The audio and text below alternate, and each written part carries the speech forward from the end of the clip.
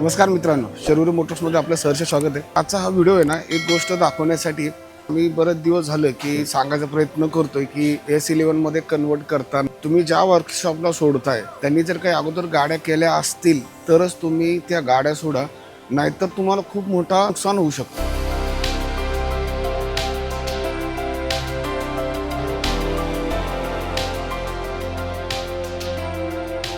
जसं आता तुम्ही इकडे मागे बघताल ते एक दोन स्कॉर्पिओ आलेले आहेत, बोलेरो आलेले आहेत, ह्या सगळ्या S11 आणि BS6 बनवायला आलेले आहेत। तसंच एक गाडी आमच्याकडे आली होती की जी बाहेरनं S11 बनायला गेली होती। 8-9 महिने गाडी तिथे उभी राहिली आणि फायनली ती गाडी आमच्याकडे आली। मला नॉर्मल स्कॉर्पिओला S11 करताना आम्हाला जास्त काही त्रास होत नाही, कारण आम्हाला माहिती असतं की त्यातले बरेचसे पार्ट आम्ही नवीन टाकणार असतो, त्यामुळं बरंचसं आमचं डेंटिंगचं काम वाचतं। त्याच्यानंतर आतमधलं जे इंटिरियर आहे ते आम्हाला माहिती असतं की कसं काय करायचं काय, त्यामुळे आम्हाला खूप कमी दिवस लागतात ती गाडी काढायला। आम्हाला खरं तेव्हा त्रास होतो ज्यावेळेस अशा ज्या गाड्या आहेत, अशा गाड्या ह्या ज्या बाहेरने S11 बनायला गेल्यात आणि ह्या परत आमच्याकडे आल्यात दुरुस्तीसाठी।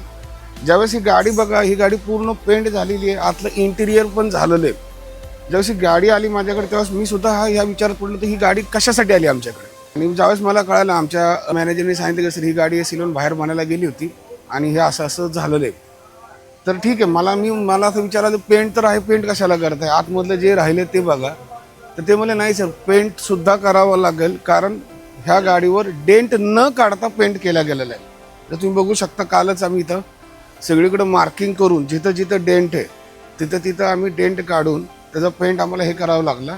जर ह्या साईडने बघताल तर ह्या साईडने अजून सुद्धा डेंटिंग करायचं बाकी आहे, पद्धतीने मार्किंग होतं।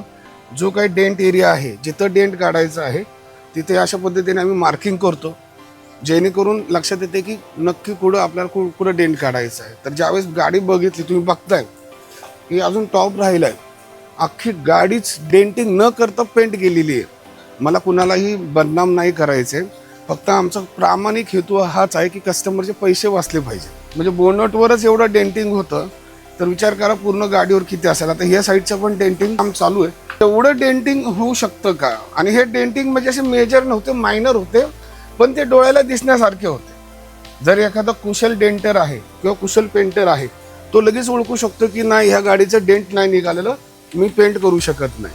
तर ह्याचं पुट्टीवर पण झालेलं आहे आणि ह्याच्यावर डेंटिंग न करता पेंट पण झालेला आहे। तसंच तुम्ही आतनं जर बघताल, इंटेरियर करायचा प्रयत्न केला गेला पण त्यांना डॅशबोर्ड व्यवस्थित बसवता नाही आला। तुम्ही डॅशबोर्डची अवस्था बघताय कसं झालेलं आहे, वरचं रूप बघताल ती ठिकाणी खाली आलेलं आहे। शेवटी अलाइनमेंट झालीच नाही त्यांच्याकडनं, गाडी त्यांनी अशी सोडली। त्याच्यानंतर डोअर लिटरली कस्टमरनी गाडीत टाकून आणले। जे नवीन डोअर जे S11चे डोअर्स येतात ते त्याला सेटिंगच जमली नाही। ॲक्च्युली हिची थोडी लॉकची जी सेटिंग असते ती थोडी क्रिटिकल असते, ती बाय एक्सपिरियन्सच येते।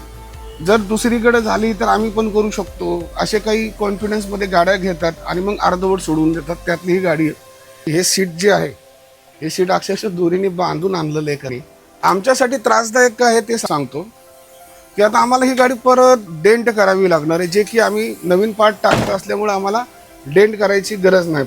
त्याच्यानंतर आता ही गाडी पूर्ण पेंट करायची।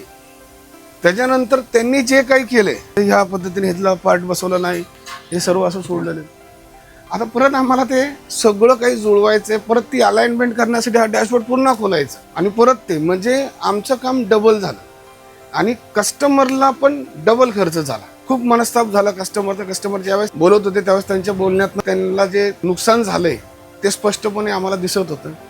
तर मित्रांनो, फक्त तुम्हाला हा व्हिडिओ हेच सांगण्यासाठी करतोय, पुन्हा एकदा सांगतोय की तुम्ही कुठेही गाडी सोडा। माझ्या अजिबात असं म्हणणं नाही आहे की तुम्ही आमच्या शर्वरी मोटर्समध्येच या, पण जिथं पण जाताल ना तिथं तुम्ही फक्त एकदा पाहून घ्या त्याच्या अगोदर कधी S11 बनवली आहे का, आणि जर बनवली असेल तर ती गाडी पहिल्यांदा पहा किंवा त्या कस्टमरचा कॉन्टॅक्ट नंबर घ्या, त्याला विचारा की गाडी कशी बनली वगैरे, मग सोडा, त्याने तुमचं नुकसान वाचेल। माझा हा व्हिडिओ बनवण्यामागचा हेतू केवळ एकच आहे की तुमचं नुकसान होता कामा नये.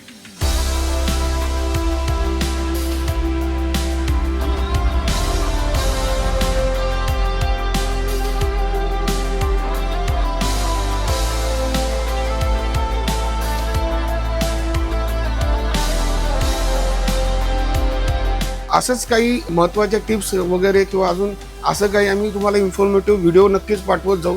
तर आमच्या व्हिडिओला तुम्ही लाईक करा आणि सबस्क्राईब नक्की करा. धन्यवाद.